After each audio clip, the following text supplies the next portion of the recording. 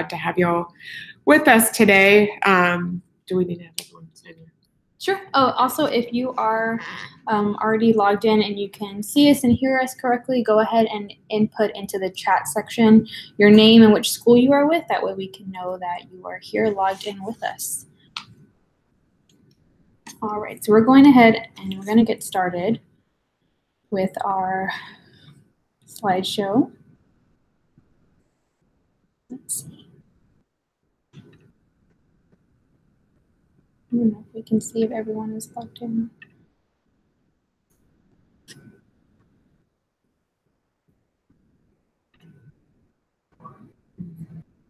Just a few moments, everyone, so I can pull up our slideshow.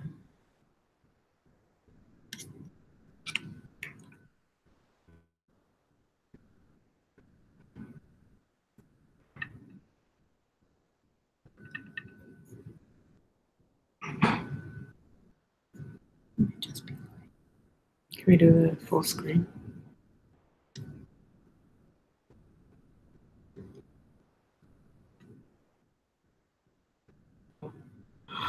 Yeah, let's not do that. We don't want that to happen.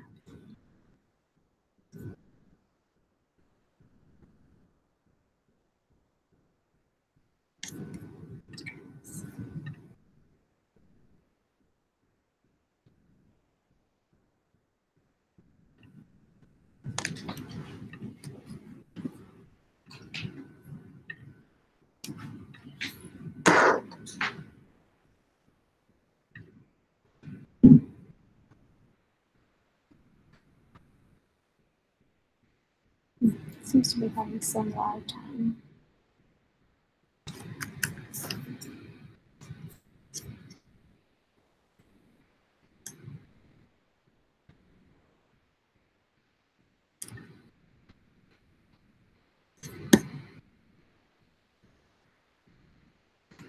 Okay, so here's what. Okay, perfect. We can actually see your comments, those who are already joining us. There might be a few still filing in right now before we start our presentation. So give us just a few moments and we will pull up our presentation and then we'll go ahead and get started.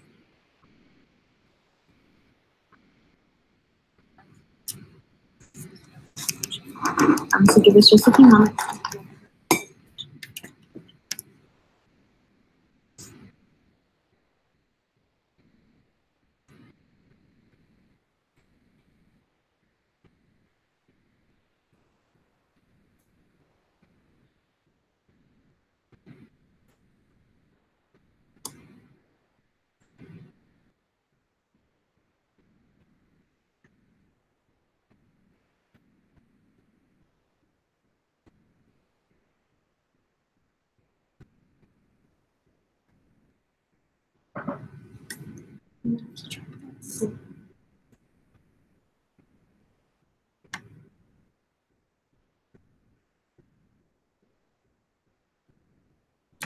Do you want to check in to see if it's...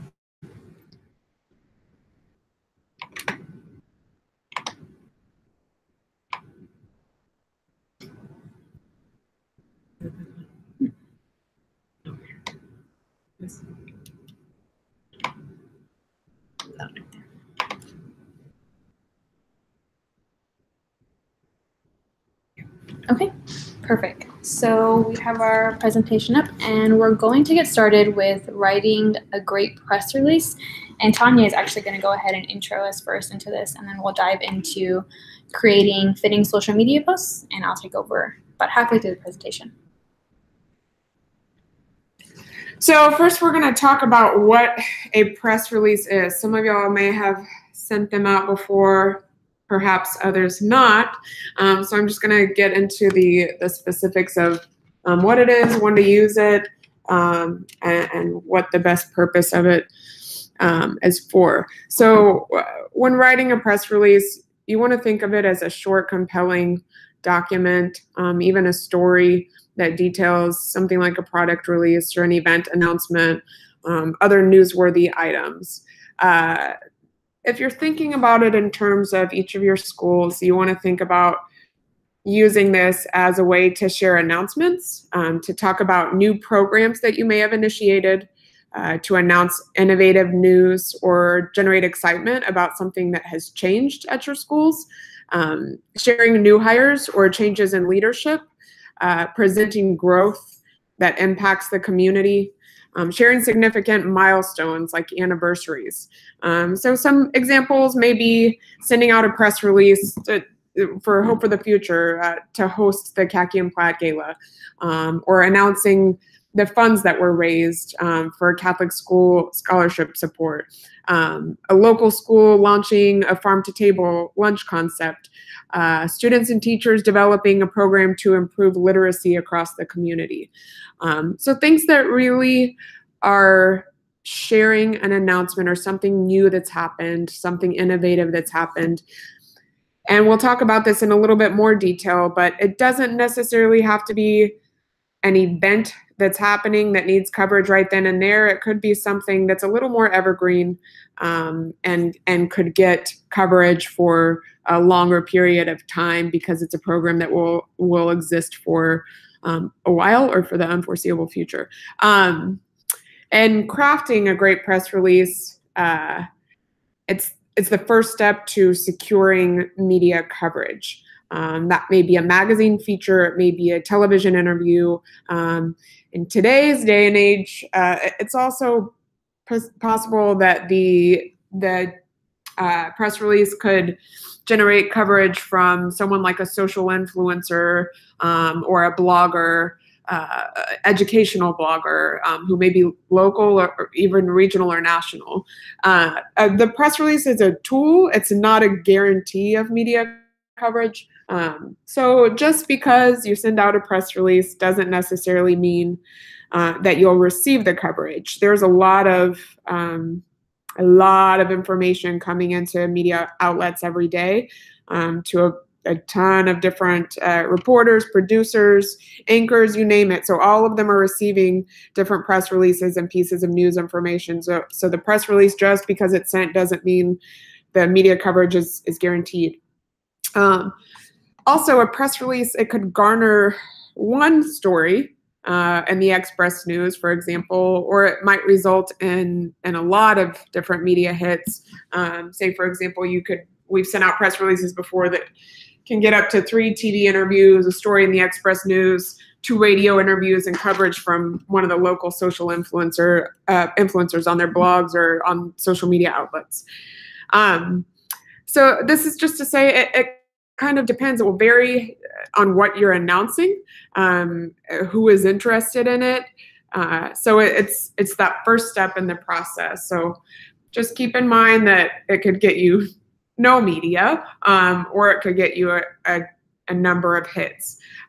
Press releases, we suggest that they're no more than 300 words.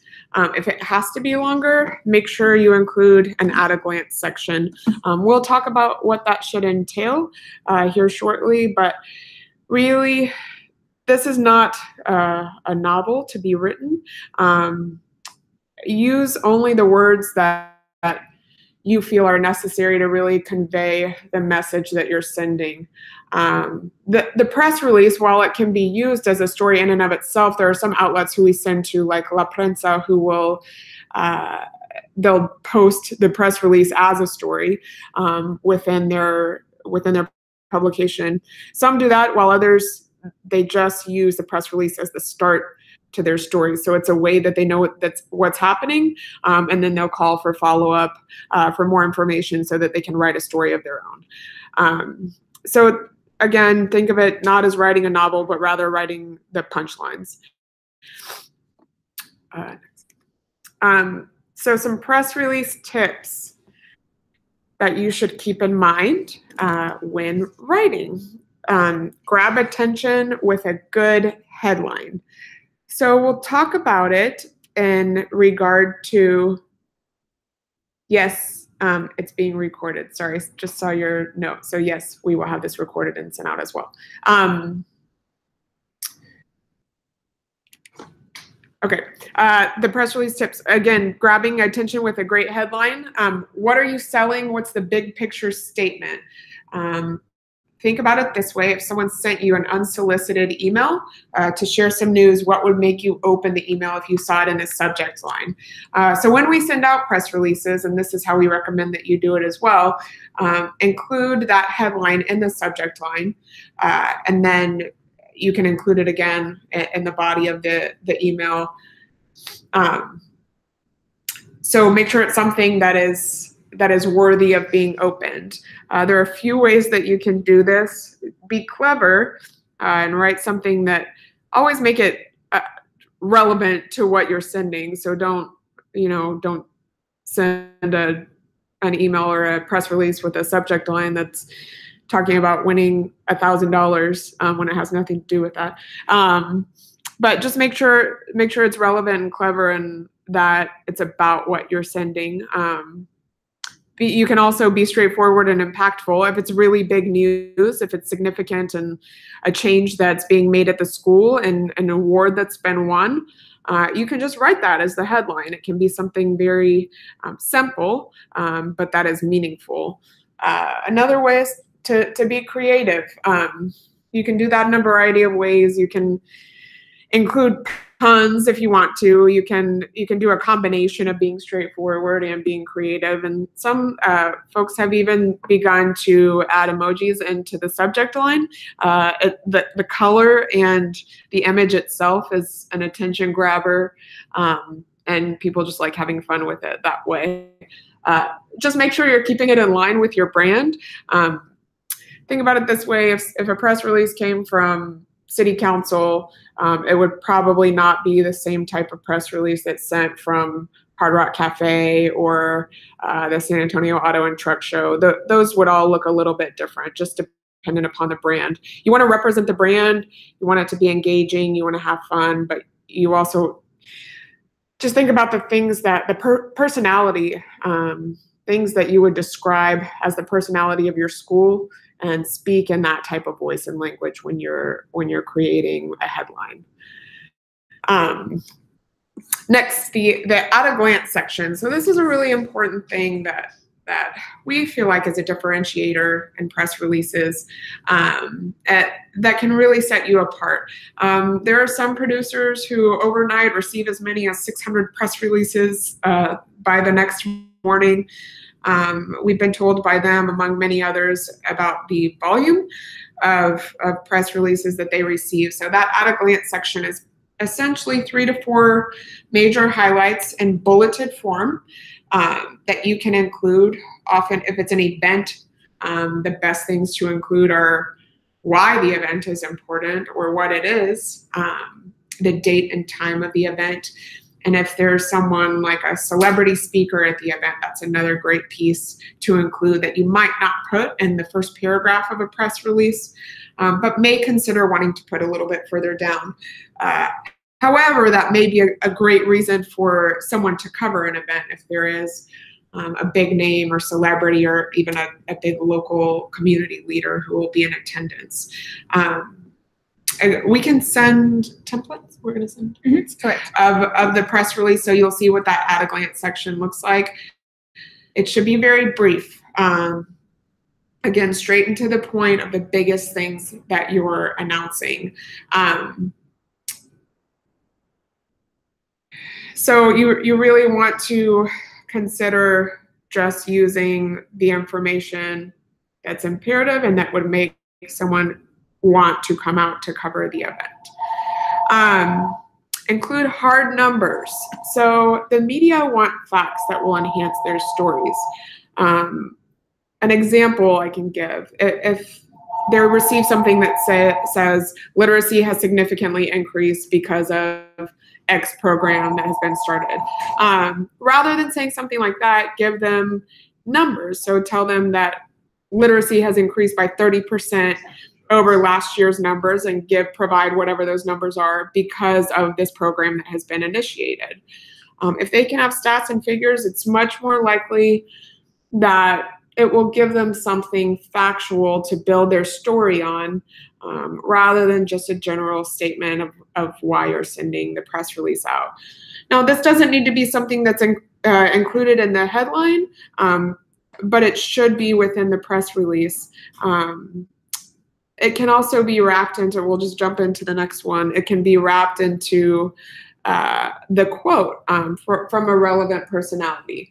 So when it's great to include one quote or possibly a couple, do your best not to go overboard so that the press release is just filled with quotes. That's not necessarily what it's for. Whomever you're sending the press release to can certainly do follow-ups to get a multitude of quotes if they want to include that in the story, or they can interview a few different people if it's a TV interview.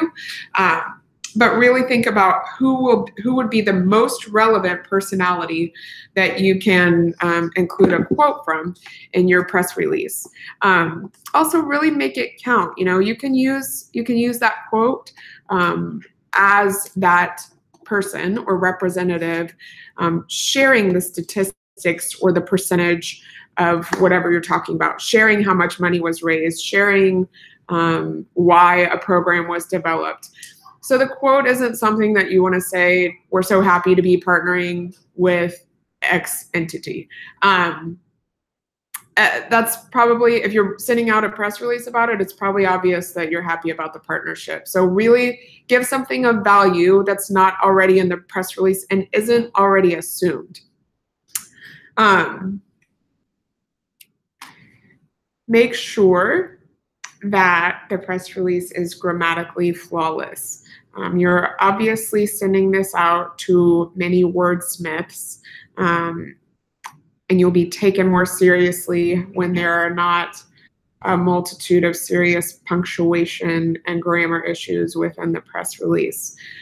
So just a good rule of thumb we have here at our office is to make sure there are 3 sets of eyeballs on it, and then that initial set of eyeballs reads it once more before it's sent out to the media. There's always a potential that you reading it over and over again, or you having written it, it would be you could miss something because you've been in the press release rather than looking at it from a bird's eye view or a different perspective. So just have a couple of people read it and make sure that there are no issues with grammar, punctuation, anything like that. And hopefully spell check can help with that too. Include your contact information. So that's really important within the press release. We always include it at the top of the press release that you'll see in the template that we send. You want to provide a media contact. It's a great idea to not necessarily provide that information as being the person who will be interviewed. You can certainly act as a spokesperson, and it may be that the media contact will be that spokesperson, but they'll contact whomever the media contact is in order to get in touch with people who can help to enhance the story. They also may reach out to the media contact to just confirm details and ensure that all of the numbers and facts are correct, or just get a little bit additional information. Best to include your name, phone number, and an email for that media contact. When it makes sense, you can also include social media information. We like including things like Instagram or Twitter handles that you can put in that top. We usually put it in the header of the email. Sometimes you'll have 2 media contacts if it makes sense for whatever news you are announcing. Often we have press releases that we send for events, and there's a media contact and then there's an on-site contact. So if the media contact who can help to provide information or clarity for the press release will not be on site at whatever it is that may be garnering coverage, that would be, you should also include an on-site contact. Definitely with the phone number, so that if someone from a publication or a TV station decides they want to come and cover the event, that they have that phone number to reach out to. So make sure whomever that on-site contact is willing to pick up their phone and they're not a call decliner, and to anticipate that that calls may come in, a day or 2 before the event, and also 30 minutes before an event or while the event is happening. For the length of the press release, 1 page is best, 2 is maximum. So we recommend copying and pasting the press release into an email so that there are not attachments. There are a handful of stations who actually either spam out or bounce back emails with unsolicited attachments. So it's best to have that within the body of your email.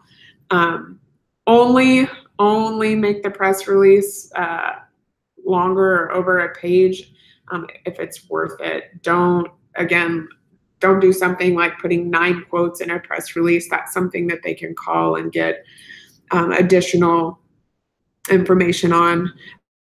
It's going to be long, it should be, because there's an expansive amount of data to share. Really work to keep it concise and enthusiastic and exciting, and drive them to reach for more information. Which leads us to our next point of providing access to more information. If there's, say you launch a program that you've announced and there's something specific to where they can find more info on the program, you can send them to a website, you can send them to an event page, you can send them to your social media platforms, wherever there's more information that they can dig up on their own before reaching out to you, send them to that place. We always include something called a boilerplate, which is an About Us section that provides a short bio or description of the company or school, and that includes the website as well. Next up, we'll talk about the elements of press release distribution. So press releases are best sent in the either lag times of the early morning or early afternoon or before editorial meetings are held. So editorial meetings are typically most often held or always held at the TV outlets.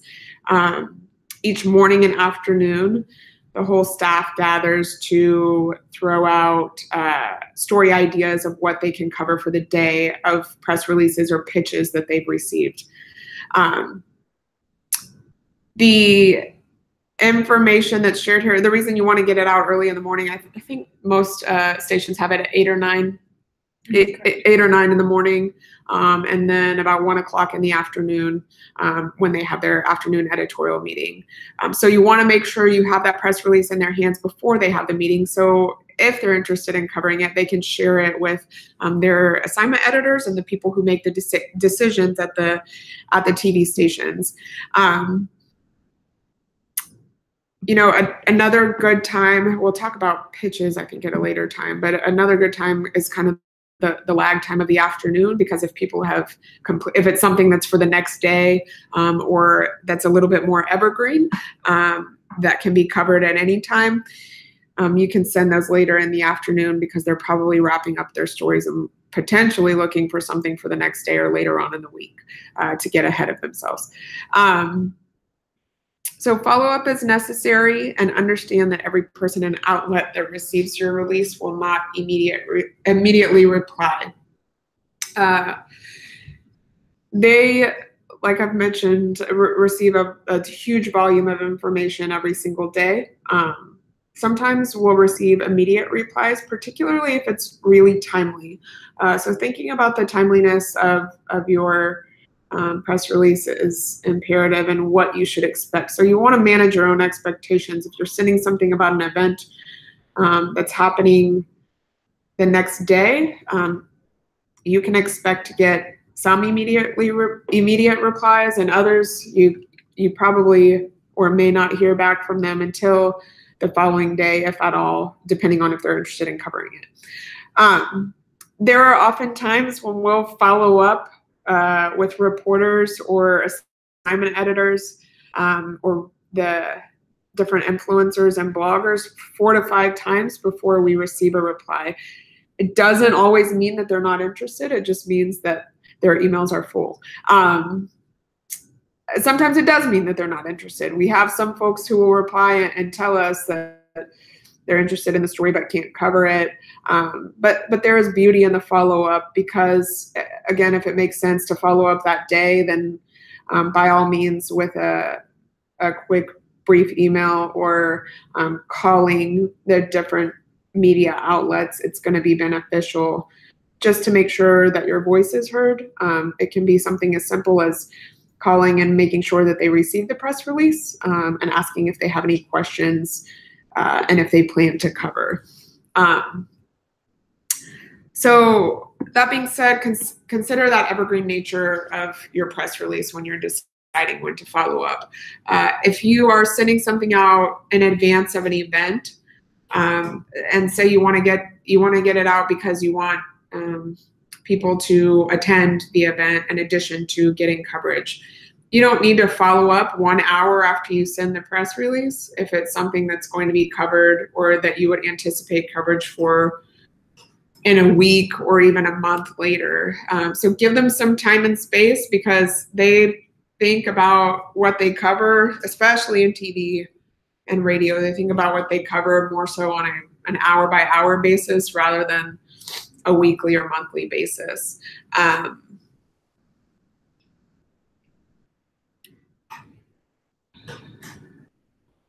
So whatever you're sending, think about the ways in which it will affect how quickly it gets covered before you reach for the phone or to make a call to follow up, or before sending that follow-up email.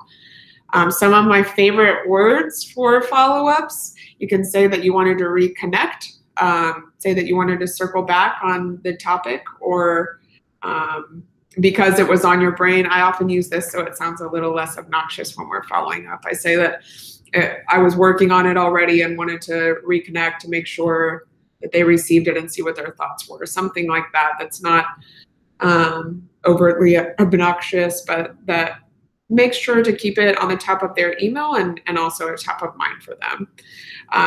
Find the right fit for your distribution. So don't blanket all of the media outlets. It's very different what is covered in news versus what is covered in a lifestyle show. A lot of what we share, I'll just give a quick example in news versus lifestyle, speaking specifically about TV outlets, but you can really apply this to something like the Express News or Rivard Report as far as how they cover it. It's like a hard news story versus human interest. So with news, it's really factual, announcing big programs, initiatives, events, those types of things. With a lifestyle piece or human interest piece, human interest is something that the viewers can really connect to, something that tugs at their heartstrings, something that shows them impact that's being made in the community. And that could be in any type of outlet, radio, online, or TV. If you're thinking more about a lifestyle show, you really want to have something that's, if you're going to pitch them or share a press release with them, you really want to have something that's visual. One thing that might be a great thing for a lifestyle show is something like a reading or literacy program. If you have kids come on and talk about along with a teacher, talking about the importance of literacy, sharing.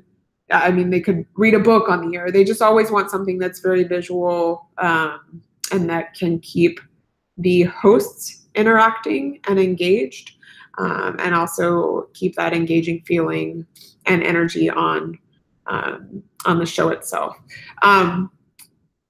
Think about who you're sending to: reporters versus producers versus anchors. They all have a different role and a different job. It's great to include everyone, but you really want to think about who would be the best fit for you to get your press release in front of.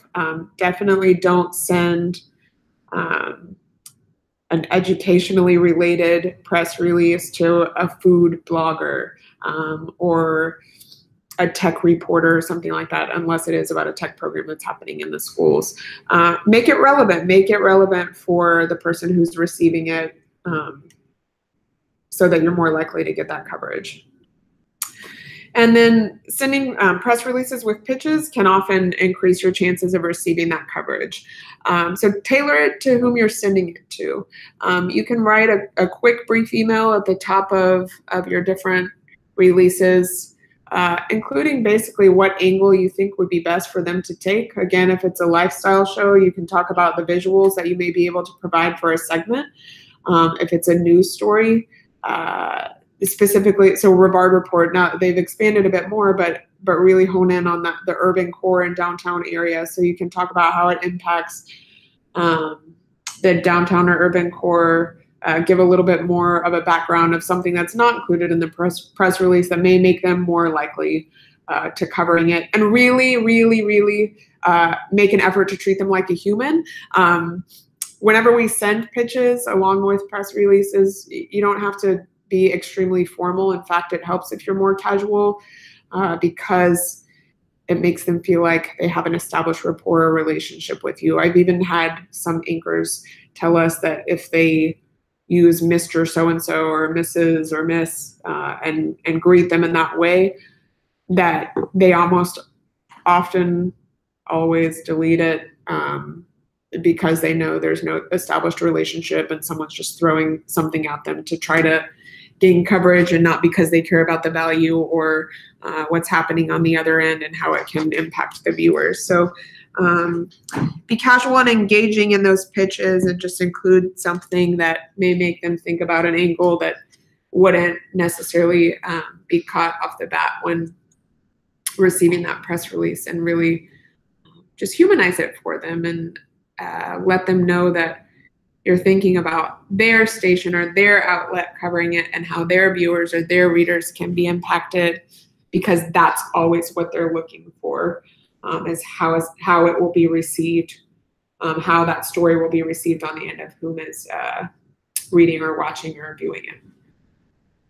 And that wraps up the press release, and Victoria will continue on with talking about social media. Perfect. Okay. Before we get started, I want to see if we have any questions, or we want to be sure that we don't have anything where someone can't hear. Okay. It looks like everyone is doing fine so far. So just remember, we have that chat box there up for you. That way, if you have questions throughout the presentation, whether that was through Tanya's portion on press releases or my next portion on social media, you can input your questions there to kind of keep a log going. And then at the end of the presentation, we will go back and assess those questions individually. So feel free to use that. Okay, so now we're going on towards creating social media pages. This is going to be an intro into social. We had our last webinar, and we had a lot of good feedback from viewers that they wanted a step-by-step process on how to create a social media page, along with creating fitting social media pages. So I want to be sure that we can access both. Okay, so having a social media page for your business or for your school is just as important as having a website. And we are going to have a webinar later on in this series that talks about website and us giving tips, what you think that you can optimize your website. But for right now, we're just going to do social media.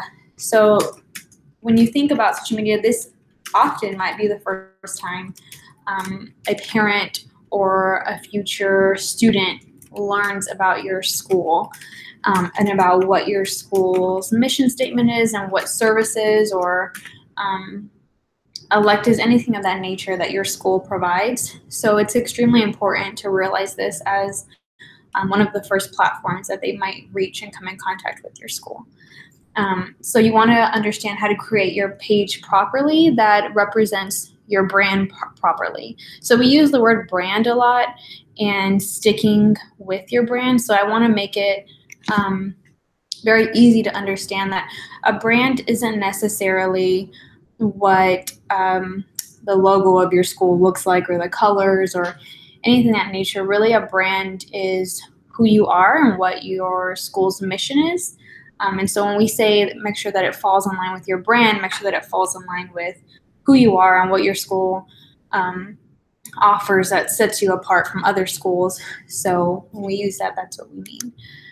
So the first social platform that we're going to walk through creating is Facebook page. A lot of schools, I believe, already have a Facebook page, but for those who may not, we just want to walk through and we can kind of give you a refresher, maybe if you have one, that way you better understand the settings that you have on your page. So the first one is we provided the link right here to visit to create a Facebook page. And as soon as you click the button to create a page, it's going to ask you to enter in your about details. So this might very well be the most important part of your Facebook page, because it's going to allow you to put information out there that you want to share about your school that best describes who you are as a school, that best aligns with your brand. So for example, most schools might have a mission statement, or maybe even a school story of how your school was founded that sets you apart from another school. This is where you want to include that to give your audience the best understanding of your school. You could also just add a general description. Of course, you want to indicate you are a Catholic school, but you could add in other descriptions, such as milestones, like when your school was founded, or maybe if your school recently achieved a certain award that's distinguished that you really want to include, you can put that there as well. So just keep in mind that your about details of your page will be seen by everyone who visits your page, or it might be seen by everyone who visits your page, but that is where they're going to go to get more information about you. The next step is going to be, it's going to ask you to add a photo or a logo. So you want to have a profile photo for your page that is extremely recognizable for your audience. So keep in mind that this profile photo is going to be seen in the search tab whenever they search for your school. It's going to be seen alongside whenever you post on Facebook. So you want it to be a distinguishable profile picture, so every time they see a post, they know that that is from your school and they're not unsure of who is posting it. So it could very well be a school logo. I know some schools have like a crest or a distinguished logo. I think that would be the best profile photo to use, but anything that you can also use across other platforms, that way every time your audience sees that logo, they know that it's you. And the next step is going to be to add in your audience. So Facebook is going to give you the option to select who you want your audience to be by location, by age, by gender, and even by interest. So you have this option to go in and decide if you want, whoever to invite to like your page. You have the option to go in and distinguish your audience. Say if you're in a certain location in San Antonio, you can go in and very well do that to make it within a certain mile radius. Next is going to ask you to make your page live. So you're going to go ahead and do that. And from right then on, you can add in photos of your school. So you can start uploading photos maybe of staff, of the principal of your school, introducing them, photos of students. Say a student or a grade just went on a field trip recently, you can start adding in photos. That way your page isn't bare or doesn't look vacant or inactive. You want to go ahead and start uploading photos as soon as you go live. The next step is going to be to add a call to action button. So this particular button allows for a customized URL. So anytime one of your audience members clicks onto this particular button, it's going to take them to this particular page. So you have the option to make this button a wide variety of destinations. It's a great way to put more eyeballs onto your website, so you could have the button take your audience member directly to your website. You can also make a call now or contact us, or even a send a message button. That way it's easier for them to get in contact. For Hope for the Future, I know that we have a donate now button because they are a nonprofit, and so we're always wanting to increase our donations. We have that readily available for audience members. So just keep in mind that you can do this, and you can also measure how this button is working through your View Insights tab, which we might do another webinar if you feel that might be something that you're interested in, and how to measure your insights. We can also do a webinar on that. But you can measure how successful that button is working, and maybe if you need to change it, maybe the call now button isn't actually working as well, and maybe you need to change it to a send a message button. You can very well do that. The next is going to be review your settings. Here you can add a cover photo. So if you really think about it, and you've seen other cover photos on Facebook, it takes up the most real estate above the fold on your page. And so you want to be sure that the cover photo is really engaging and interactive. photo. So maybe it might be a student's participating in something, or it could be another, maybe an invite or another graphic to check out an open house that you have coming up during the summer. Anything that's really engaging to get people to stay onto your page, that's what you want your cover photo to be. Also, be sure that it's a high quality image that's visually engaging. So a little bit later on in this social media presentation, I'll talk about dimensions for cover photo and for profile photo. So that is what we have for creating a Facebook page. Now we're going to move forward into setting up your Instagram page. So first, you're going to want to go ahead and download the app. It is available for both Android and iOS, so depending which phone you have, it is available for you to download. Whenever you set up, you're going to want to use a business email or a school email, just to keep it separate from if you have a personal Instagram or a personal account. So you want to be sure that it's a business email.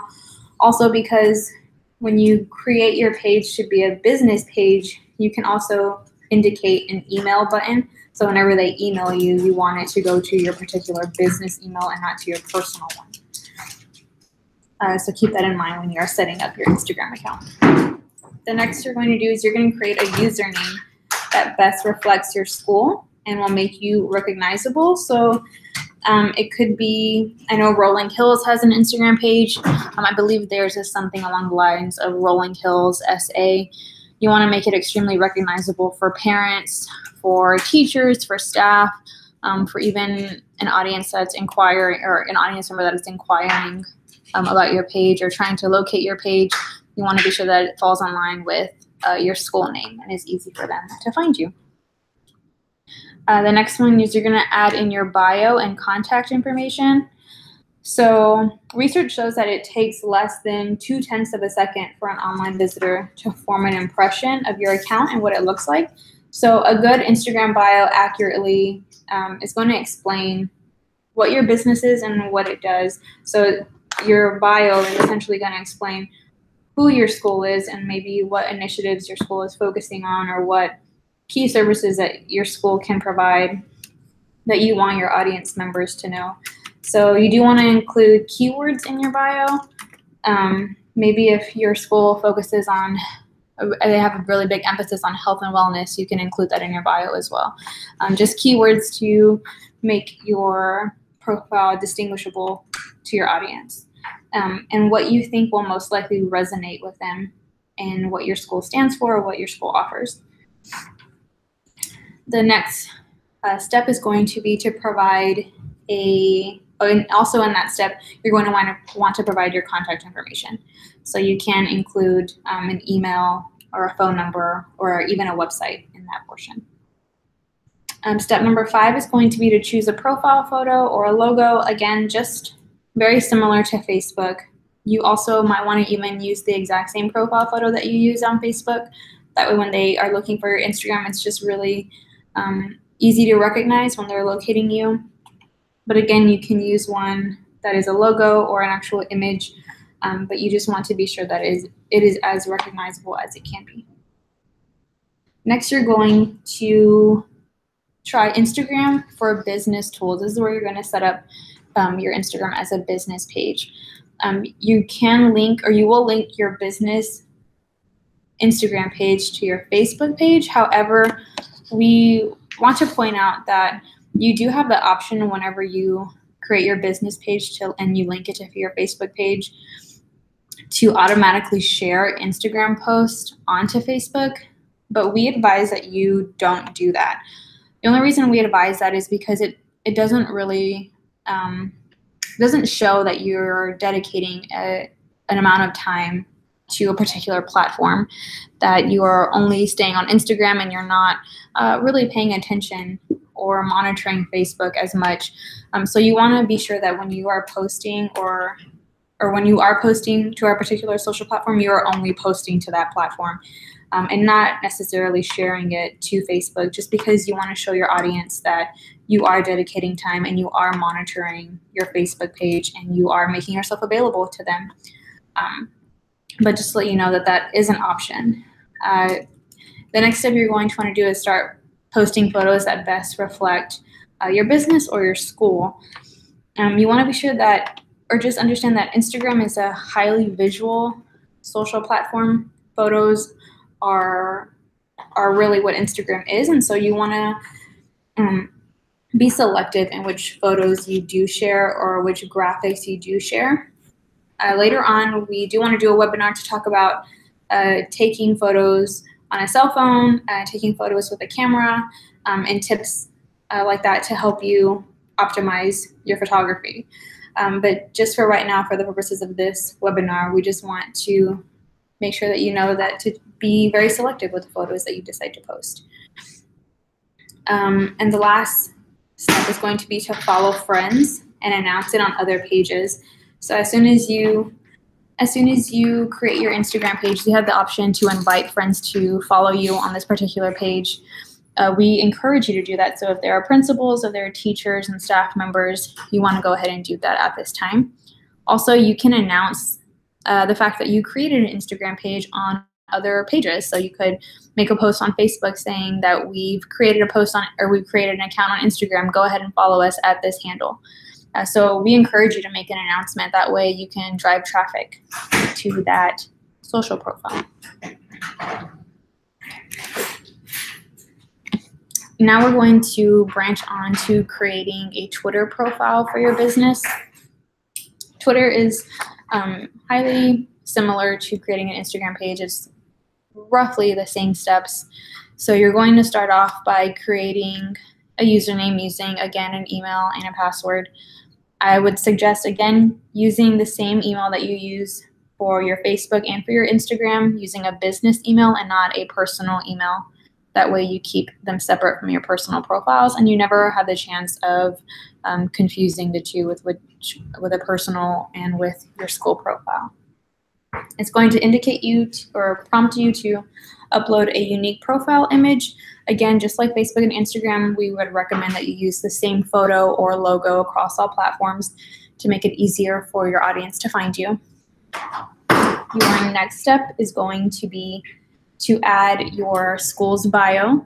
It's going to be, there's going to be a limit of 160 characters, so you have to be pretty concise with your bio on Twitter, making it very clear, cut, concise, and to the point. We recommend, again, using keywords of what your school focuses on. So just be very selective with what you're going to say, and be sure that this, again, reflects your brand and optimizes your image as a school. Your next step is going to be to add your header image. So you can go ahead, just very similar to Facebook, however, depending on the dimensions, which we'll talk about later on when we talk about photo dimensions for Twitter, you want to upload an image that is visually captivating for your audience. So of course, be very selective with what you want to upload. And then your next step is going to be to start building a community. So go ahead, you can make your first tweet. You can also even make it a pinned tweet. Pinned means you will tweet out as you normally do, but then you do have the option to pin this to the top of your page. So anytime an audience member visits your page, they are able to see that tweet and it doesn't get lost kind of in the feed, in your feed. You can pin it to the top, whether it's a welcome tweet or maybe something particular that your school has going on. So again, like an open house, maybe an invite, you can have it pinned to the top of your feed for as long as you have that certain event going on.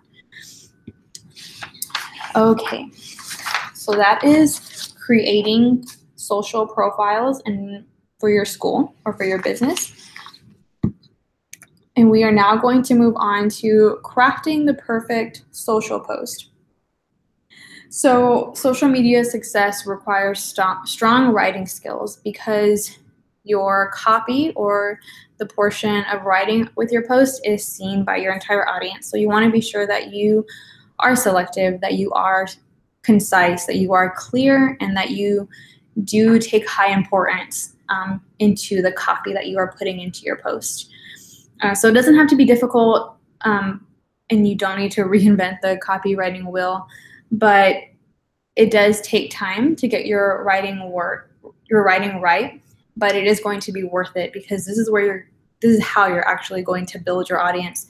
This is how you're going to get more audience members to like your page, to be interested in what posts you're putting out there.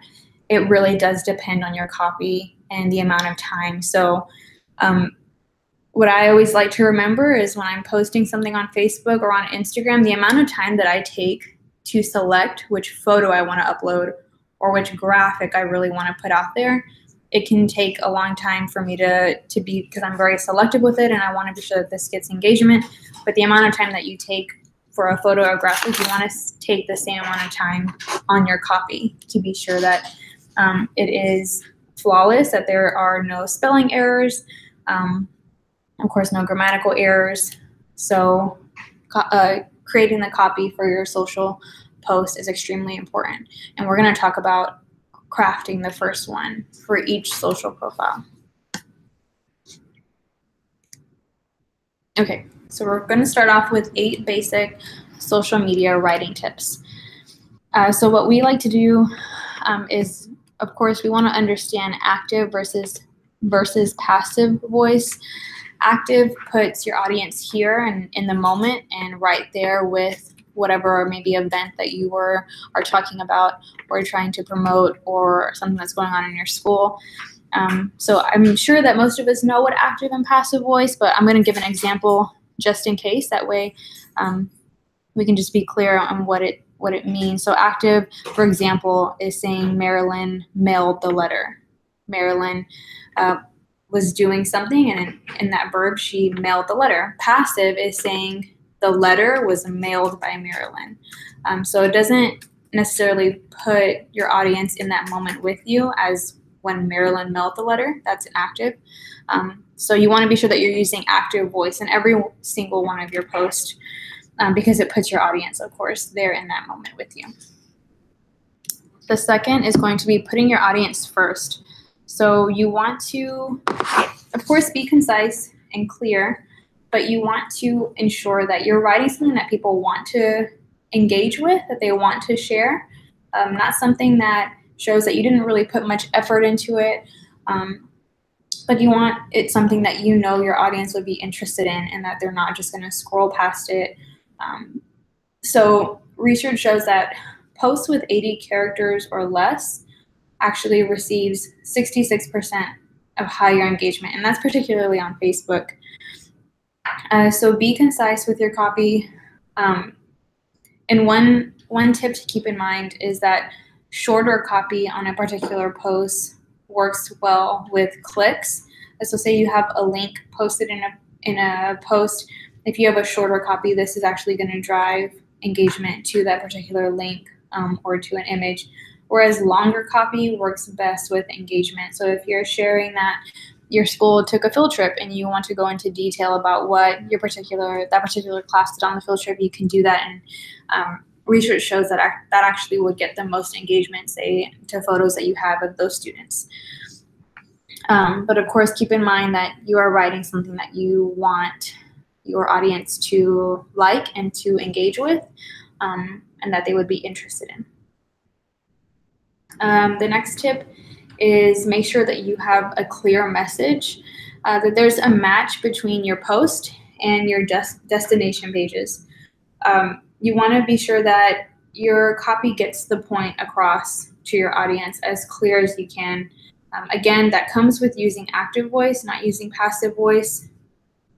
Another tip that you could use is try asking a question in your post. So if you have enrollment coming up, for example, instead of saying, here's our complete guide to enrollment, you could try asking a question saying, do you have a question on enrollment for 2018? Here is the complete guide or the FAQ. But you want to be sure that when you create that copy and you also include the link maybe to the website or to an FAQ for enrollment, that they do in fact line up and you are taking your audience directly to where you say you are going to take them. So just be clear and concise, always double check your copy and your links to be sure that you are promising or giving your audience exactly what you say you're going to give them. And again, so be clear and concise. Make sure that you avoid pushy, overly sales-driven messaging, Facebook actually strays away from that in their algorithm.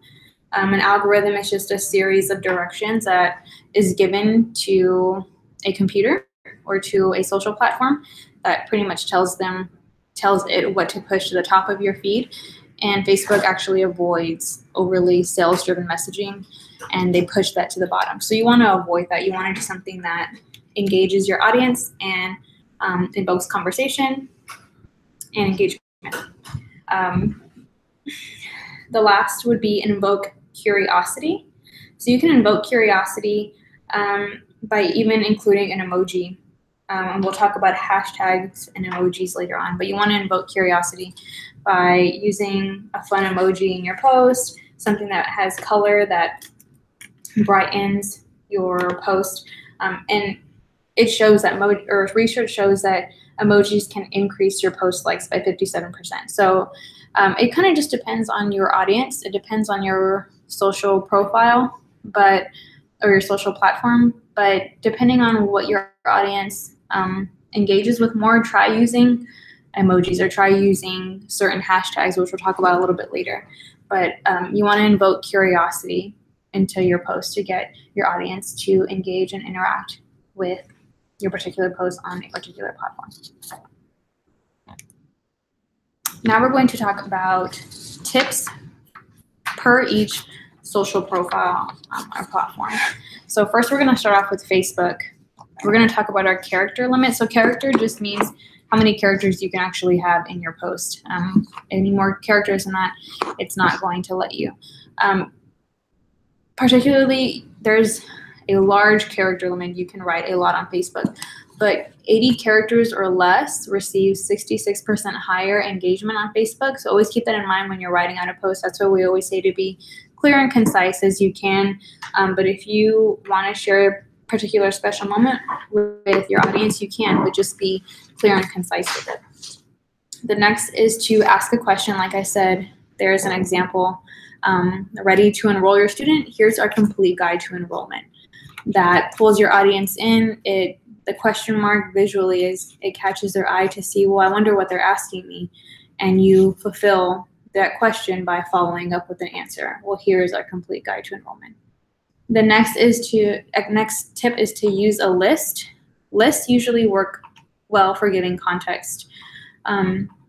So for example, for Hope for the Future, when it came time to early round applications for tuition assistance, we did list posts that gave their audience exactly where they needed to go on the website, what they needed to do and have prepared when it came time to applying for tuition assistance. So it works really well when you're trying to make something as clear as possible that you know your audience may have questions about or is wondering about. So that is for Facebook. These are the recommended size for Facebook for a shared link image. The recommended size is 1200 by 627, and this is pixel sizes. We are going to do another webinar later on how we ensure that we share the correct size of image per profile or per platform.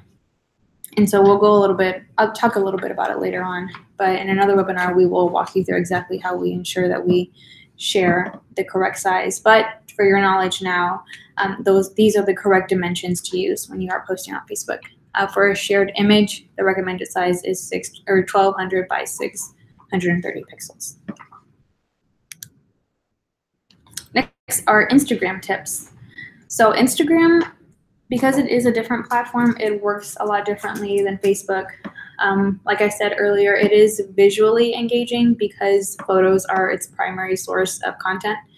But you can try to engage with your audience in different ways. The first one is micro-blogging. So blogging, essentially, of course, is writing long-form articles that engage with your audience, that resonates with them. Micro-blogging on Instagram would be going in depth about a particular topic, but doing a short form blog post. So for example, tips, tutorials, or even behind the scenes. This is where you can kind of go in depth about maybe telling a story about how a teacher maybe won a recent award, or how maybe your school received a certain achievement. You can really go into depth here by using microblogging as a tool to engage your audience and just give them a lot more information than you would on Facebook. The next tip would be to include relevant hashtags. So what we know is that posts with at least 11 hashtags receive more engagement. So if you may not know what hashtags are essentially a way for audience members on Instagram, not necessarily your audience who just follows you, but the general audience, they can type in a certain hashtag. So whether that hashtag would be SA Catholic Schools or hashtag Science Rocks, something like that, they can search for that particular hashtag and your image will pop up because you did hashtag that photo. Of course, with those particular hashtags.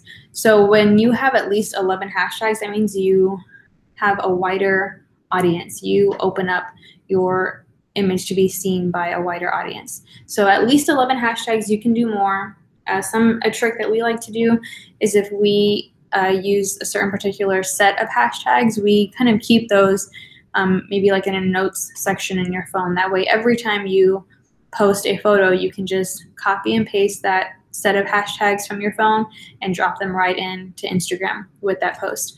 That way you are using the same hashtags, and then you can go ahead and add other hashtags that maybe keep the post a lot more relevant. So say you could have SA Catholic Schools, that could be in your general notes section of hashtags. But say the photo is about a swim class, you can include a particular hashtag that talks about swimming that keeps it relevant to that particular post. The next tip is going to be to encourage replies on your Instagram. So just like Facebook, try asking a question. So when you post a photo and you want your audience to engage with it, in your copy include a question like, what is your favorite school? Or share with us your favorite memory in Catholic school. Something that encourages your audience to engage in the comments section and it invokes their interest. So these are three just different tips that you can try when you first start using Instagram. These are the dimensions to use for your Instagram photos. For a square image, recommended size is 1080 by 1080, and for a vertical image, recommended size is 1080 by 1350. Another option that you can use on Facebook is squaring up your image. So Instagram has a tool where you can particularly will crop your photo according to its settings on Instagram, and that's called squaring up. That way, your photo looks clear and concise across your entire grid. That's just a tip that you can use whenever you are uploading a photo. But whenever we do go into photography tips, that is something that we can go over. And if you do have any questions, again, for image sizes or photo tips, maybe that you would like for us to address, of course, you can input those into the chat box, and we will take those into a note whenever we are creating that particular webinar. The next slide is going to be Twitter tips. So you have 280 character limit for Twitter. You want to avoid using all 280 characters. Twitter is a particular social platform that is more news centered, so delivering quick updates on news and not necessarily long form posts such as microblogging like you would on Instagram. Twitter is just to get quick news updates out there that are clear and concise. So try keeping it at 100 characters or less, and you will receive a higher engagement by doing that. Whenever you use Twitter, you can also share links on Twitter. So you might want to try sharing maybe a news article that talks about your school or that talks about Catholic schools in general, but you can rewrite the headline. That way you know what would be more engaging with your audience and what would interest them more. Say it's an article about Catholic schools, but in the original news headline, it doesn't say that it's talking about your particular principal at your school. you can go in and rewrite that headline when you share that article and indicate that, say, the school's principal is actually featured and they should tune in or they should click and read the article. So you want to do that because you know what's going to be more engaging with your audience. So keep that in mind when you are sharing articles on Twitter. These are your image guidelines for Twitter. Minimum image size is 440 by 220 pixels. At any one given time, you can tweet up to 4 images. So, for example, if you're sharing photos that happened at a school dance or a school field trip, you can tweet up to 4 images at one time with your copy. Your maximum display size for your image is 1024 by 512 pixels, and you can upload all types of images such as JPEGs, GIFs, and PNG files on Twitter. This is just almost like a cheat sheet for your social platforms when you are creating posts. And it's also a writing tips cheat sheet for you, and it breaks down each network. So for this particular webinar, we only went over Facebook, Twitter, and Instagram, but there are other social platforms such as Pinterest, Google+, and LinkedIn that we are not necessarily going to touch on just because we know most schools are just using Facebook, Twitter, and Instagram, and we think those are the best platforms for schools. But you could use Pinterest. For example, you could use it as a way to share maybe recipes that you're sharing, that your school is doing at a time, or maybe a theme for an event that you have coming up. Something of that nature, you can share that. But this cheat sheet goes into Facebook. It kind of gives you just a brief description of what each platform is, or what it's optimized for. So Facebook sends more website referral traffic than any other social media network.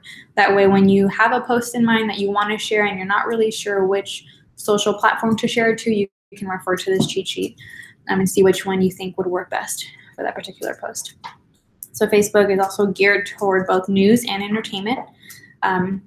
Future Outlook places strong emphasis on video content, which we will talk about a little bit later. But Facebook is extremely geared toward video now more than any other type of post. Twitter views itself again as a news platform as much as a social network. It's actually listed as a news app in the iOS Apple Store. So always keep that in mind whenever you're trying to send quick updates out. If you think Facebook or Instagram would be the best platform, you know that Twitter and Facebook both are great for delivering that kind of post. Retweeting and curation are encouraged on Twitter, and is well suited to brand sharing blog posts or promoting website content. Again, Instagram is highly visual for static images and short videos. It's not optimal for driving blog or website traffic. So again, we wouldn't do a long form blog post on Instagram. We would do microblogging or short form blog posts. And it's best suited for strong visual brands. So if you want your audience to get a better understanding of your school and the branding of it, you would put that stronger emphasis onto Instagram. So that is a cheat sheet for you guys to refer to. You could print it out, or you could have it thumbnailed onto your computer. That way you can refer to it anytime you are trying to figure out which post would work best on each social platform. So next, what we are going to do is we did kind of a general research into every school's social platform that was already set up, and we kind of got a general idea of how your school is doing on posting.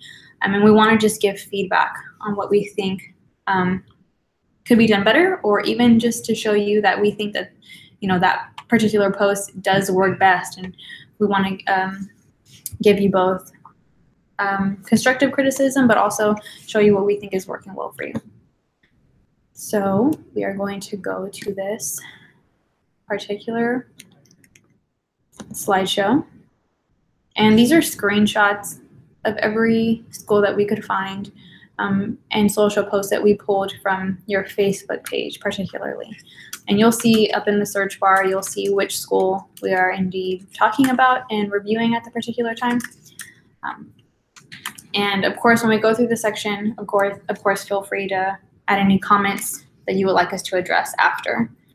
And you can also email us comments. If you were not able to set up a YouTube channel, I had sent out another email before we began the presentation that you can email me questions, and I can address those individually and shoot you back an email with whatever questions you may have. So Tanya's going to go ahead and get us started, and here we go. So with the first slide, we're looking at the Blessed Sacrament Catholic School. We loved the post where showing what Whataburger did and or how you all use the Whataburger for the Whata teachers and fantastic Whata staffs. Our recommendation would be to tag Whataburger. They're extremely active on social media, and they would likely to respond to something like this, or maybe even repost what you all did. It was such a cool idea, and you got a number of engagements. So tagging them and making sure that they saw it too, and possibly shared it, could really just shoot up the visibility and the reach for a post like that one. So it's a really cool idea, and you can enhance that further by making sure that you tag. So just in general, a piece of feedback for any post would be to, whenever you're talking about other companies or entities or programs or someone that has a Facebook page or Twitter or Instagram, depending on what outlet you're using, make sure that you tag them so they see it, because if they're very active on their social media platforms, it could really help to enhance visibility and potentially cultivate a good or better relationship. We love the excitement about the students in the next post. Think about ways that you can increase interaction on the post by asking parents to share their students' favorite part of the experience, or let them know that they can tag themselves. I'm not 100% sure if that's allowed with the schools, but if it is, then certainly ask them to tag themselves in the picture of their kiddo, because that will also significantly help to enhance that reach, and it's a good way to get them active and engaged. The hashtags on the last post are great and can be leveraged even more by, and this can be said for, and we'll talk about this on a handful of the posts. This can be said for many of the posts. Make sure you research hashtags before using them. It's great to use branded ones that you repeat about your school over and over again, so people can go back and look at all of those. But look at ones that are being used. Something like "We Love Math" could be a great one, something that's being used repeatedly and has a number of posts or images tied to that hashtag, so that you can really be a part of a popular or trending hashtag. The next page is Holy Cross. We really liked the great use of the timeliness of this post, using the hashtags. That's another one that you could use. You did a really great job of branding the hashtag with HC, the HC family and HC Ice Day. You could also look at, I know there were a handful of different, on the Ice Day, there were a handful of different trending hashtags around San Antonio that were being used. So use those as well, because those are the ones that a lot of people are looking up. And sometimes the popular trending ones even are pulled onto different media outlets and shown, whether on TV or online and in the news publications, rather than just on social media.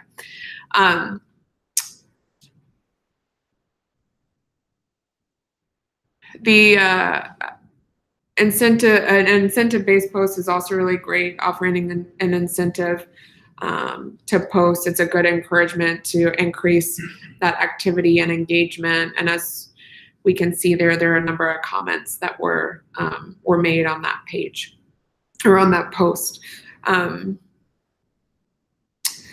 For the others, if you're using hashtags, use hashtags that are highly popular and relevant and not just specific to the brand. We really like the use of the video in the last post as well. The viewership, as you can see, it probably for any of you who are managing these accounts, video does really well in Facebook's algorithm. So just take a look at that. There's 846 views on that video, which is fantastic. And so you want to look at, there's nothing wrong with varying pictures and content and videos and making sure that it's a diverse array of those things, but the videos always do very, very well. Next is Our Lady of Grace. We really like the pictures that are used on these. The close-up ones of the kiddos are great. Anything with kids looking at cameras are wonderful. This is a great opportunity that you could have leveraged to tag, if they have, that Pleasanton Fire Department. Again, anytime you can tag an entity or a company or program or group who's been involved that you want to give a shout out to or give thanks to, be sure that you tag them in those posts.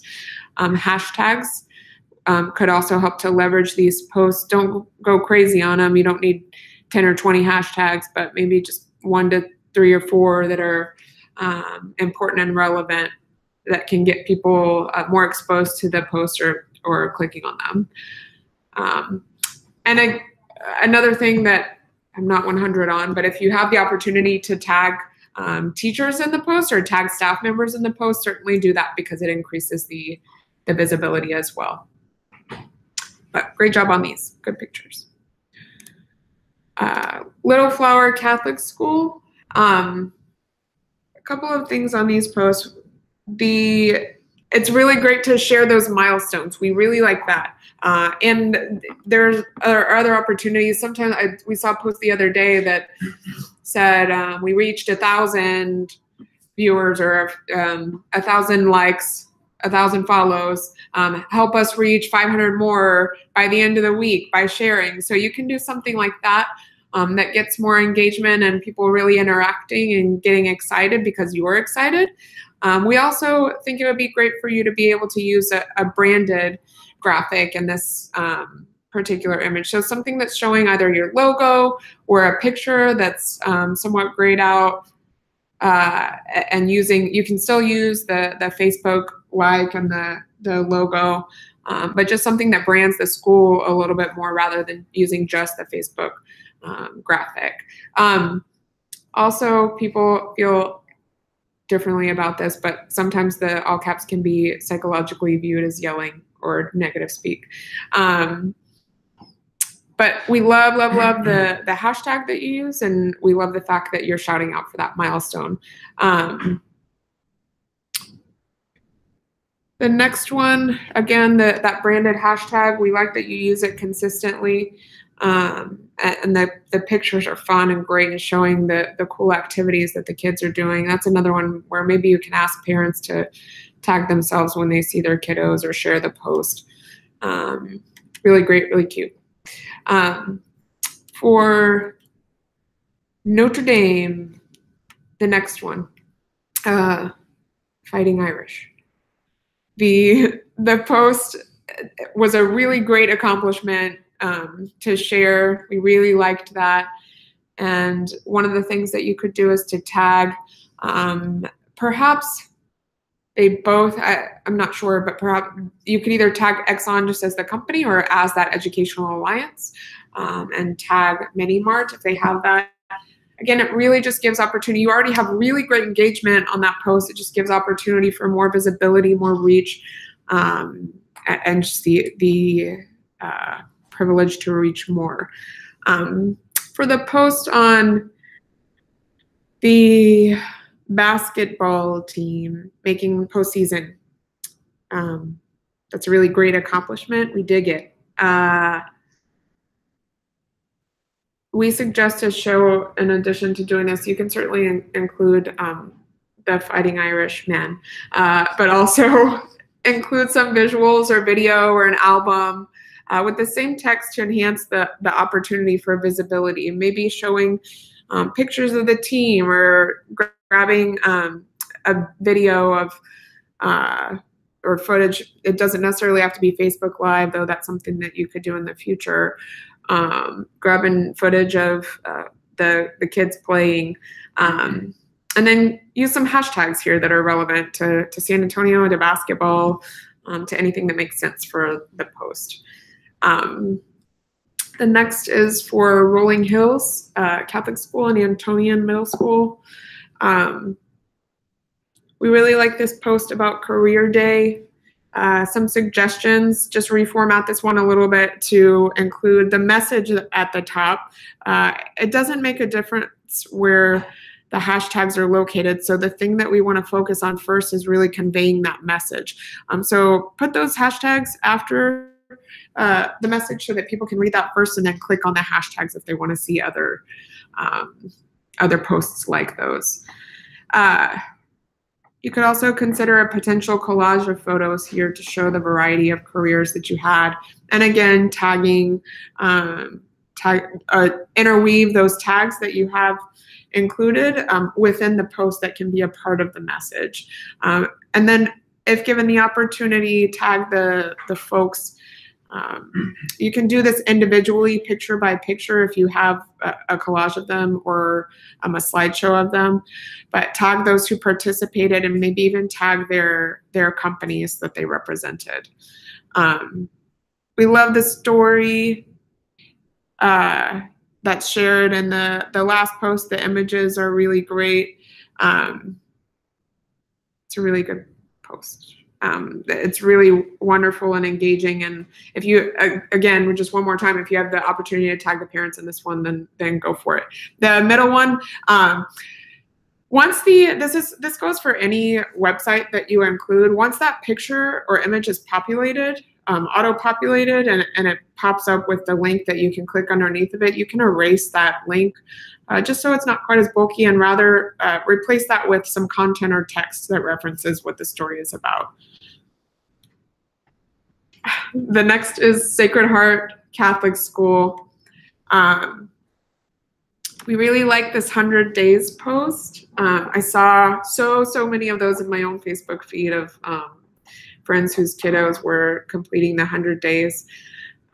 One thing we thought that would be really cool is to encourage parents beforehand to use, pick out a hashtag that you can use for those posts and encourage the parents to use that hashtag that's branded with the 100 days, but also branded with your school.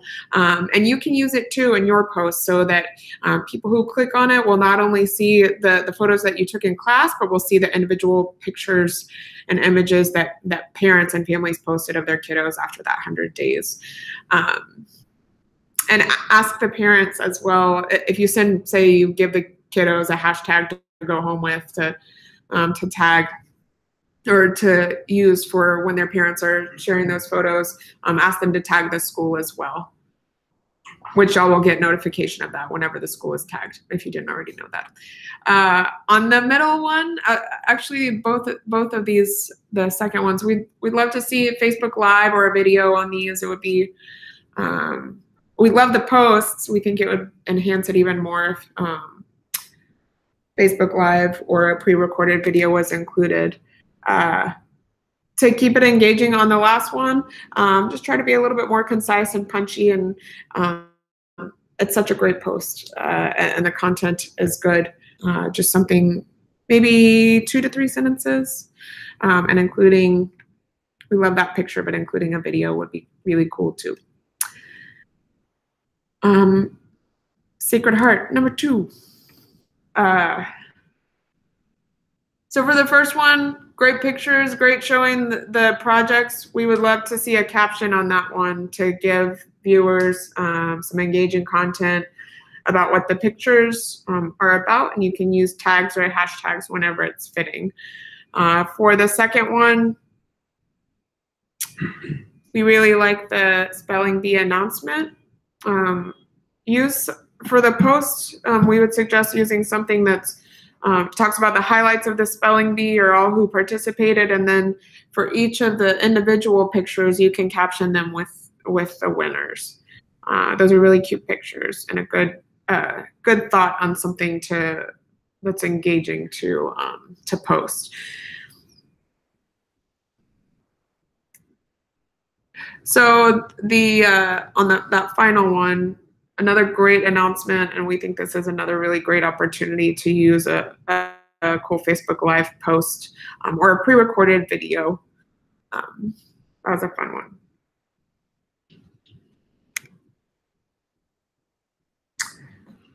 For this,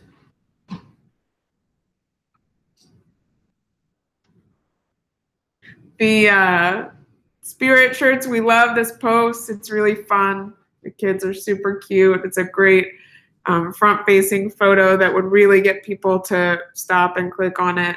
It would be great to see some additional photos as well, more with teachers and perhaps the staff, and even make a video of maybe the students versus teachers showing their spirit. And you can incorporate hashtags here as well. And then St. Anthony. These are really great pictures on both of them, and a good job at letting that link auto-populate. One idea is to possibly split the basketball posts into two to highlight both the boys and the girls teams separately. And then that's another opportunity maybe to include footage from one of the games of a winning shot, something like that. The content in these is really well thought out, a good explanation of what the posts are about, and great reasons to post. Good job on those. Okay. We're going to move on to St. Gerard Catholic School. The first one is really great, really solid content, and great move involving alumni into the post. When you involve alumni, it definitely widens the audience. What we would have recommended would be to tagging if they were willing to be tagged, but tagging the alumni in the post. That way it appears onto their page as well, and they can share it with their audience. But I think it was great content.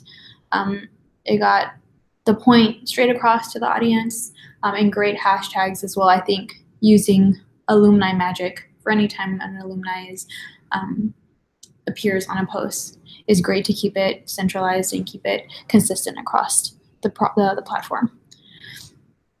The next is another great use of content, great way to give an update about what is going on in your school. For this particular one, it was a late opening time for the school, but of course one that we could recommend would be using a branded graphic than a general graphic. So having a particular post maybe that has the school's logo, again, that is grayed out or faded, that you can put copy on top of, or even just copy in your post, that gives your audience a very distinct impression that anytime that graphic is used, that there is either an alert or an update that the school is putting out.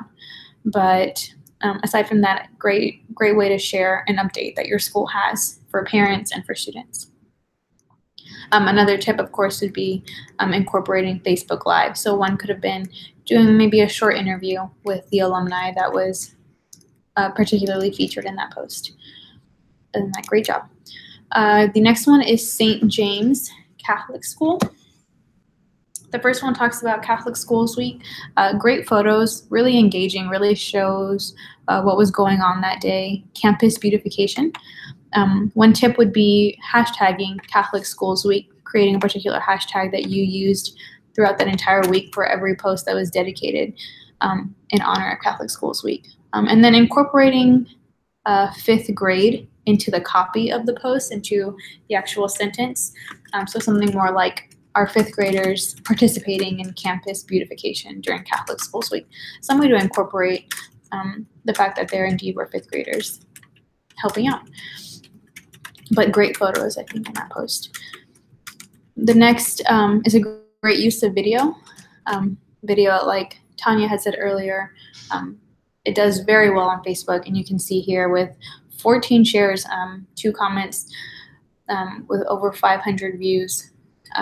Another tip, though, would be just making the copy a little bit more concise and clear, as to something more along the lines of our annual casino night takes place on X and X date.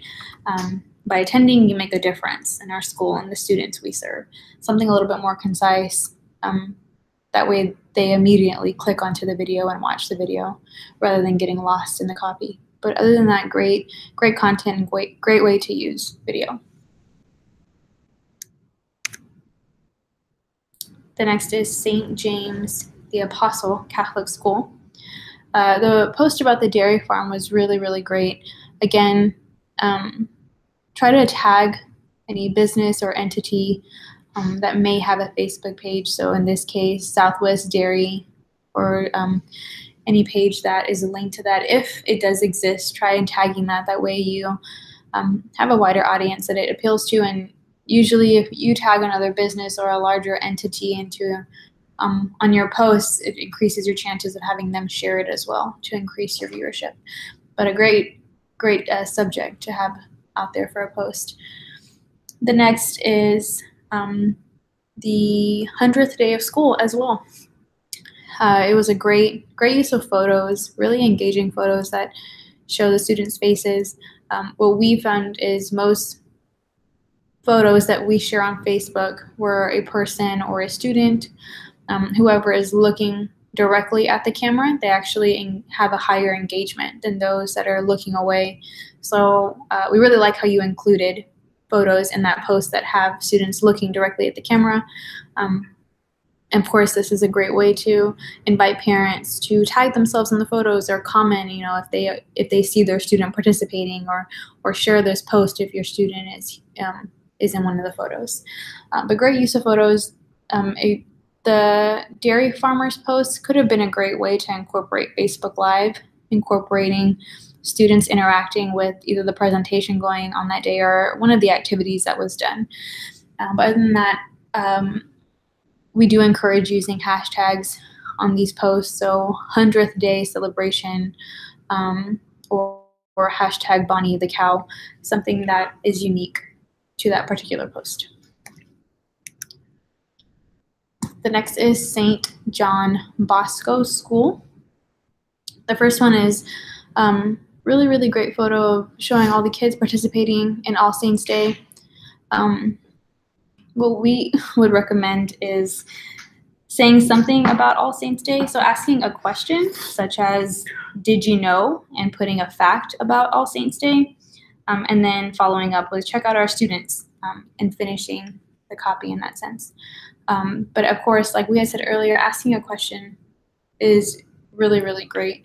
So that could be incorporated into that post. The next one, great use of using particular hashtags. About the SJB Turkey Bingo, great use of photos. Again, like I said, we are going to walk through another webinar, best tips for taking phone photos. But for right now, these are really engaging and really good for your audience. The next is St. John Paul II Catholic School. The first one is a video of their men's soccer with an update on the score, which I thought was a great use of giving an update and including a video in there as well. For your audience that was waiting for a final update on the score on the game, or the score of the game, using a video for that is really engaging. Great use of that. The next is the difference, the JP2 difference posts on service projects. A great way of formulating a collage of photos for that particular post. That way viewers don't have to click on a photo and scroll through. They were able to see all the photos into one collage, so great use of that. Again, incorporate more hashtags. Something about the luncheon, Love Your Heart luncheon, maybe if they had a page, including that as well. Also checking in, if it was at a particular page, you could use checking in as a way to widen the audience. The next was about students participating in a Rally for Life, at the state capitol. That was a great way to share what was going on that day. A lot of engagement, great use to incorporate shares.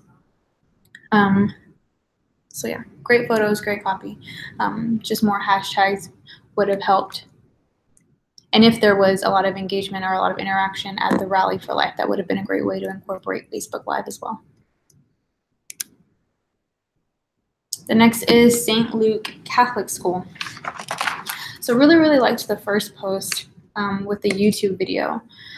So sharing other outside content, whether it's news articles, podcasts, YouTube video, anything that's relevant that you think is going to resonate with your audience is a great way to just get in touch with your audience, kind of figure out what exactly they are more prone to, what kind of topics. Let's say you have parents that are more prone to religion for children or anything of that nature, or maybe it's more prone for education or science or anything of that nature. Sharing outside content is a great way to get your viewer or your audience to check in on your page more often.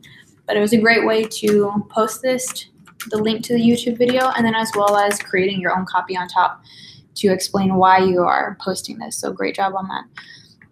The next, great use of photos, great content of students smiling and looking at the camera. However, one thing would be to include a copy in every post. That way you are giving your audience a description of what exactly was going on that day in the photos, what they were doing, rather than just photos of the students. This helps your audience to kind of distinguish exactly what was going on that day. The next is St. Mary Magdalene. So a great way to encourage engagement. We saw a lot of photos on this particular page of students participating in the snow day. So we thought that was a great way to encourage engagement. However, maybe one tip would be to create a particular post encouraging your audience to leave photos in the comments of a post or message their photos to you, kind of like an incentive post of one that we saw earlier, and then using these photos into an album rather than uploading them one by one. And then, of course, creating copy that aligns with that album as well. The next one had really solid copy, really described what was going on that day. Of course, we would encourage hashtags, great use of photos of the kiddos making crafts and participating in the event. But other than that, it was a great job. The next is St. Peter Prince of Apostles School. Really great content on both of these posts. They're both really interactive. They're both engaging and showing what was going on at this particular time. Great use of clear and concise copy, and using emojis as well, which is really enticing for the audience. It distinguishes that post against any other posts that were uploaded at that time. So we really liked both of these. Of course, though, using hashtags would definitely help. And even the K-5 student studying Taekwondo, that would have been a really cool Facebook Live video maybe to do if she was practicing or demonstrating any exercises or anything like that. That would have been a great way to do a Facebook Live for that. And the next is St. Thomas More Catholic School. These are all really visually engaging posts, all of students participating in an event or doing an activity, and photos of students who are actually looking at the camera as well. So great job. Solid content for the first one. Of course, maybe using some hashtags would have helped. We really liked using the emoji for the Olympic training and keeping it relevant too. Really great job on that. For the last one, we would have recommended tagging KSAT 12, as well as tagging Sarah in that post as well if she had a Facebook page or a profile. And you can even, what we like to do is if we know that we could tag someone who has a Facebook page, we ask them the day of when we're there with them, if they have a Facebook page, we can tag them in. That way you're sure of it, and you're when you're in the moment of tagging, you're not questioning if you have the right page or not. But other than that, really great use of content and post. Okay. And that is all that we have for the social post critique. I want to check to see if we have any questions right now. And we're going to switch live to us.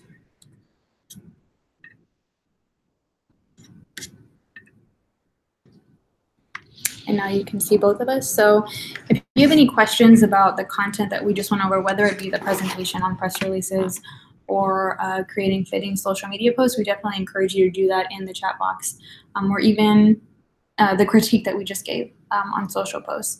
Feel free to ask any questions, and we are available right now, but you could also, like I said, email me questions as well, and we will answer you individually.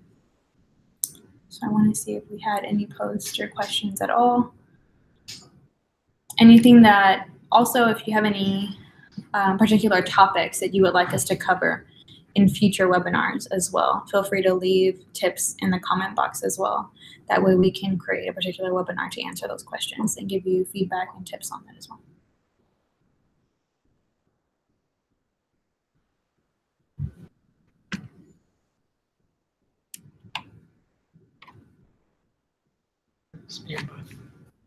Questions? Anyone? Bueller?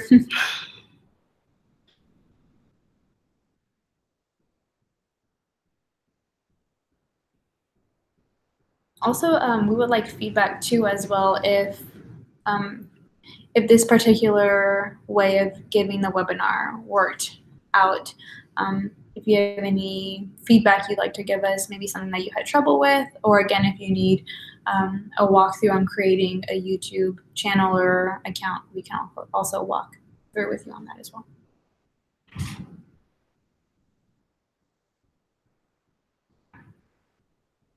Anything at all? No?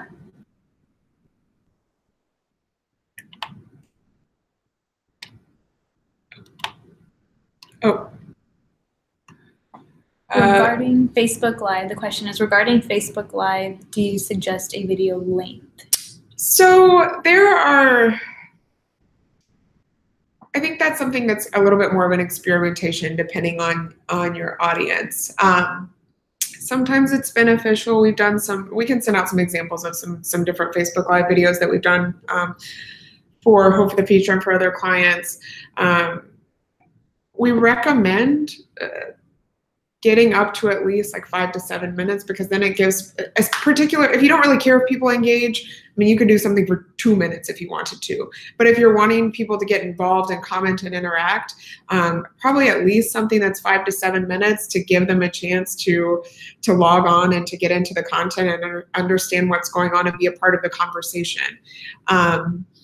The thing with Facebook, I mean, you could do something as long as 30 minutes or an hour. People will probably not go back and watch something like that's that amount of time, unless perhaps they will if it's a very engaged parent. But certainly it's okay to do something that's that long, because if you're having constant conversation, or if you're doing something like a Q&A and having people continue to interact and engage, then it's fine to do something that's that long. Or if you're filming like a presentation on Facebook Live, or something that a lot of parents or family members may tune into, that's something that's okay to be a longer piece. And you'll see, don't be discouraged either by if Facebook Live is, if you see like 1 or 2 viewers watching while you actually have it live. When you first log off of or complete a Facebook Live, it may tell you it has something like 14 views or less even. But then as it's something that really ranks well into the Facebook Live feed, or into the Facebook feeds. So it's seen more frequently than any other post. So you'll see that over time, that 10 to 15 views may become something like 75 to 100, or even greater, as we saw in some of the example posts. So just keep that in mind, that just because someone, or just because you only have a couple of viewers when it's actually live, doesn't mean that will be the total number of views you have. But I would say anywhere from 5 minutes to circle back. Everything comes full circle. About 5 minutes, so people can get engaged, up to 30 minutes or an hour if it's an appropriate kind of thing to be filmed for that long. The next question is, are there any tools that can be used to find relevant hashtags that are being used and ones that have the most engagement? Yes, there are tools that you can use for that. One is called displaypurposes.com. That particular site, you can go in and key in a hashtag, and it will pull up other relevant hashtags that you can use to increase viewership. So you can use sites like that. Other sites that we weren't able to cover, but we can cover in another webinar about social media, includes tools for social media for as far as scheduling posts, or tools that help you to measure analytics. So there are a few that we would recommend. One is called Hootsuite, HOOTSUITE.com. That is a scheduler for Facebook and for Instagram as well. That way, if you have posts that you want to schedule for the weekend, you can necessarily do that, and you don't have to actually log into Instagram. However, you do if there are comments that are made onto a particular post. That way you are engaging with your audience. The next one is Buffer, BUFFER.com. That's another scheduler you can use. It only schedules for Facebook. For Instagram, it'll shoot you a reminder, but it works just as well. But again, for the hashtags, it is displaypurposes.com. You're welcome, Gabriel. Any other questions regarding Facebook Live or creating social posts, or even setting up a social platform that maybe that we didn't touch or that you had questions about?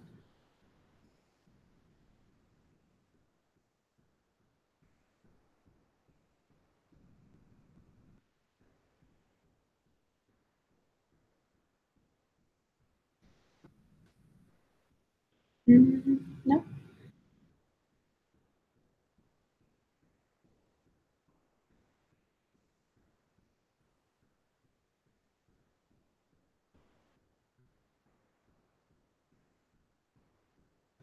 Okay. If that is all the questions that we have, again, like I said, you can email us questions that you may have, or even tips regarding future webinar topics that we can give. You can email me at victoriap@samuelsochoa.com. You can also email Jennifer, who was on the last webinar, Jenny@samuelsochoa. But shoot us any tips that you may have regarding any questions that you may have, and we will certainly address those for you. Thank you, everyone. Thanks for joining us. Thanks, Christy, for the comment. Glad you enjoyed it. Yes. We'll see y'all next time. Bye-bye.